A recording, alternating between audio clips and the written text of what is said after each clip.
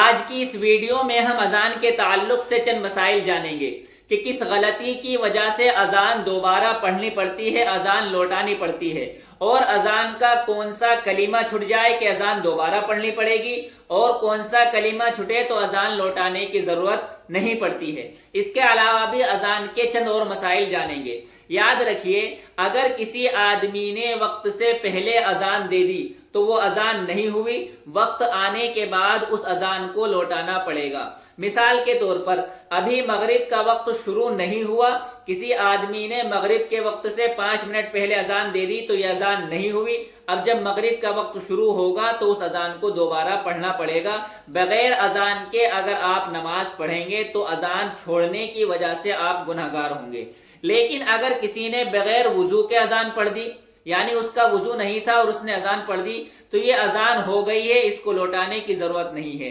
یاد رکھیے، بغیر وضو کے اذان پڑھنا بہتر اور پسندیدہ نہیں ہے، لیکن بغیر وضو کے اذان ہو جاتی ہے۔ اسی طریقے سے اگر کسی آدمی نے اذان دیتے ہوئے کان میں انگلیاں نہیں ڈالی، یعنی کان میں اس طریقے سے اذان دیتے ہوئے انگلیاں ڈالتے ہیں، انگلیاں نہیں ڈالی، تو انگلیوں کا ڈالنا اذان دیتے وقت یہ مستحب عمل ہے۔ اگر کسی نے نہیں ڈالی تو اذان ہو جائے گی، اذان کو لوٹانے کی ضرورت نہیں ہے۔ ہاں، اگر کسی نے بیٹھ کر کے اذان پڑھی ہے تو چونکہ بیٹھ کر کے اذان پڑھنا مکروہ ہے، اس اذان کا اعادہ مستحب ہے، یعنی اس اذان کو لوٹا لینا چاہیے اگر کسی آدمی نے بیٹھ کر کے اذان پڑھی ہے۔ اور اگر کسی سے اذان کا کوئی کلمہ چھوٹ جائے تو پھر اذان کا کیا حکم ہے؟ تو یاد رکھیے کہ اگر الصلاۃ خیر من النوم کے علاوہ کوئی اور کلمہ چھوٹا ہے، اشہد ان لا الہ الا اللہ، اشہد ان محمد رسول اللہ، حی علی الصلاۃ، یا کوئی اور بھی کلمہ چھوٹا ہے الصلاۃ خیر من النوم کے علاوہ،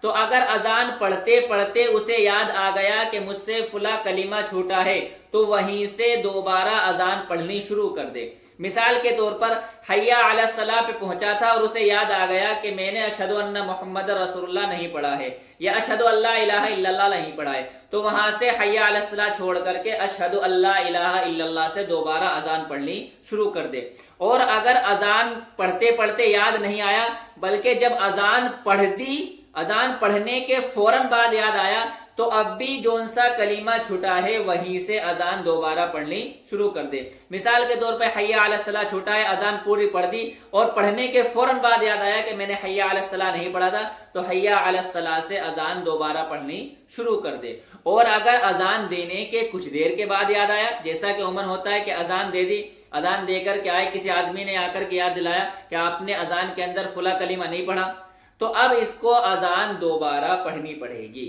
یعنی اثر نو اذان دینی پڑے گی۔ اور اگر کسی سے فجر کی اذان میں الصلاۃ خیر من النوم چھوٹا ہے تو الصلاۃ خیر من النوم اگر اذان پوری ہونے سے پہلے پہلے اس کو یاد آ جائے تو اس کو دہرا لے، یعنی الصلاۃ خیر من النوم سے دوبارہ اذان پڑھ لے۔ اور اگر اذان پوری ہونے کے بعد اس کو یاد آیا یا کسی نے آ کر کے بتایا کہ آپ نے الصلاۃ خیر من النوم نہیں پڑھا ہے، تو اب اذان لوٹانے کی ضرورت نہیں ہے، اذان ہو گئی ہے، کیونکہ الصلاۃ خیر من النوم اصل اذان کے الفاظ نہیں ہے۔ یعنی حضرت جبرائیل علیہ الصلاۃ والسلام نے جو اذان کے کلمات سکھائے تھے خواب میں آ کر کے حضرت عبداللہ کو، تو ان میں الصلاۃ خیر من النوم نہیں تھا، جس کی پوری تفصیل، پورا واقعہ میں نے پچھلی ویڈیو میں بتایا تھا، تو اس میں الصلاۃ خیر من النوم نہیں تھا۔ تو اس لیے اگر کسی نے اذان کے کلمات میں سے فجر کی اذان پڑھتے ہوئے الصلاۃ خیر من النوم چھوڑ دیا ہے تو اگر یاد آ جائے تو لوٹا لیں اذان پوری ہونے سے پہلے، اگر پوری ہونے کے بعد یاد آئے تو اب نہ تو اذان لوٹانے کی ضرورت ہے، اذان اس کی ہو جائے گی۔